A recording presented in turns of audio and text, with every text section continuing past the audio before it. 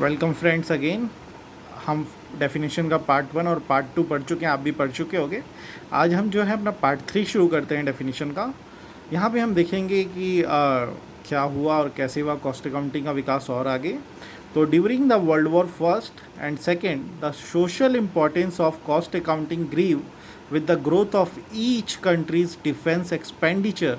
In the absence of competitive markets for most of the material required for war, the government in several countries placed cost plus contracts under which the price to be paid was cost of production plus an agreed trade of profit. The reliance on cost estimation by parties to defense contracts continued after World War II.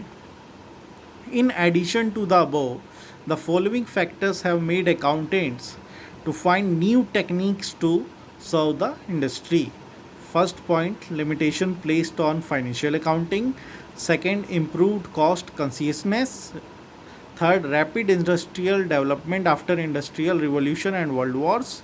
Fourth, growing competition among the manufacturers. Fifth, to control galloping price rise, the cost of computing the precise of cost of product service. To control cost, several legislation passed throughout the world and India too, such as Essential Commodities Act, Industrial Development and Regulation Act, etc. Due to the above factors, the cost accounting has emerged as a specialized discipline from the initial years of 20th century after World War First and Second. So यहाँ पे हमने पढ़ा कि world war first और second में जो social importance था, सामाजिक महत्व जो था कॉस्ट अकाउंटिंग का, वो बढ़ने लगा जैसे जैसे विकास हुआ आपका कंट्री के डिफेंस एक्सपेंडिचर का, जैसे जैसे उसकी सुरक्षा पे खर्च बढ़ने लगे।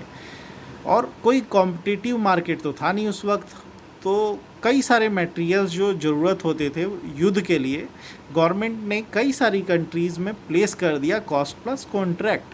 कॉस्ट प्लस कॉन्ट्रैक्ट का मतलब प्राइस आपको मिलेगा जितना आपका कॉस्ट लगा, उसके अलावा आपका जो भी प्रॉफिट, मतलब जो भी डिसाइड हुआ कॉन्ट्रैक्ट में इतना प्रॉफिट आपको चाहिए, उसका भी पैसा मिलेगा। और इसके बेस पे जो है पार्टीज़ जो है अपना डिफेंस का कॉन्ट्रैक्ट्स बनाने लगी वर्ल्ड वॉर सेकेंड के बाद भी।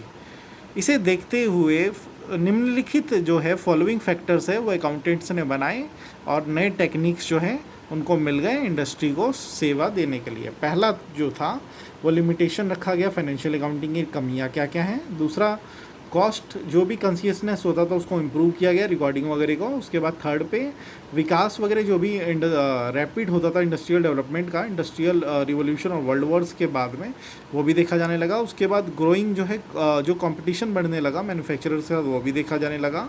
और कुछ कंट्रोल किया गया प्राइस को जो बढ़ रहे थे उनको, और कॉस्ट हिसाब किताब किया गया, और क्लियर एग्जैक्ट जो है प्रोडक्ट का कॉस्ट और सर्विस देखा जाने लगा।